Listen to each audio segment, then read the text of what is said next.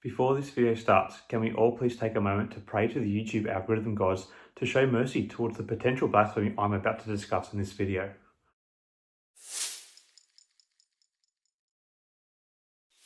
Hi again everyone, I hope you are doing really well. So this video is somewhat different to what I normally cover in terms of stock trading action, but does cross into the area of updates from companies. As the video title suggests, I am going to talk about actions from two of the big Silicon Valley tech companies and what could be described as meddling in the upcoming Hong Kong elections. Obviously, this is a more complex issue than what I have just described, but I think it gives you an interesting insight into the power these tech companies wield in terms of democracy.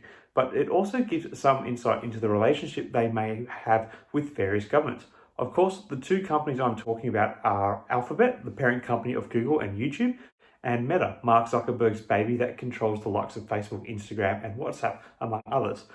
So the headline yesterday that piqued my interest on the matter was YouTube blocks account of Hong Kong sole leadership candidate. Now, I won't pretend to be totally across the geopolitical situation with Hong Kong, China and or America, or the election procedures in Hong Kong for that matter. But a few key details to take away from this are that this upcoming election for the highest office in Hong Kong, the chief executive, is now only being contested by one candidate, John Lee. John Lee was endorsed by Beijing and has a background in being the Deputy Commissioner of Police as well as the Secretary of Security. He is expected to take a particularly hardline stance on the anti-government protests and any future iteration they may take, following Beijing's legislation which seemed to encroach on the political freedoms that residents of Hong Kong were previously able to enjoy following the departure of the British and the establishment of the One Country, Two Systems agreement made under the Sino-British Joint Declaration. Now, with regard to the Sino-British Joint Declaration, under the Trump administration, Lee was sanctioned by the US Department of Treasury and named on a list of 10 individuals who materially contributed to the failure of China to meet its obligations under the Sino-British Declaration, as well as breaching Hong Kong basic law. Now, because Lee has emerged as the sole candidate to be Hong Kong's next leader, and given its part, Google has removed his official YouTube channel that was being used for his campaign promotions. Google claimed it was on the grounds of the previously mentioned US sanctions against Lee. Also, Meta said that Lee could only have a demonetized presence on their platforms, again citing the previous US sanctions against Lee. Now that I've given you a bit of a backstory, here is where I think it flies in the face of hypocrisy from a number of angles. Firstly, while Lee's ascendancy to the role of Hong Kong's chief executive is all but assured because there are no other candidates contesting the position, the fact that there is a degree of censorship towards him underway by big tech claiming to be acting on the grounds of the sanctions laid by the Trump administration, yet at the same time, these very platforms censored Donald Trump. I know a lot of attention is given to the ban Trump received on Twitter, but his YouTube channel was blocked and he has been banned from Facebook in the same time. Big tech have seemingly blocked the next leader of Hong Kong before he has even started the job. So they're basically banning Lee on grounds that were set by another person that they banned from their platforms.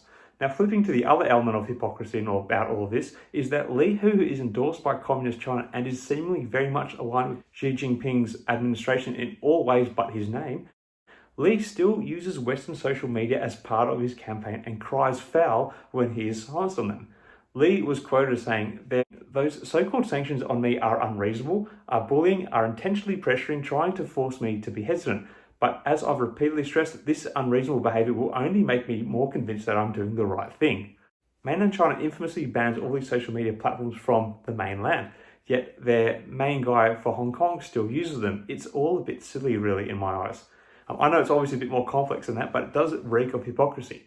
Given that the fact that Lee seems to now have the top job, I would have thought it would have been a nice touch by social media companies to let him rely on the Silicon Valley tech platforms for communication, as that would be a big sticking up of the finger to mainland China that is seemingly trying to accelerate their presence and control over Hong Kong, which will likely at some stage include the casting of the Great Firewall of China over the Hong Kong internet.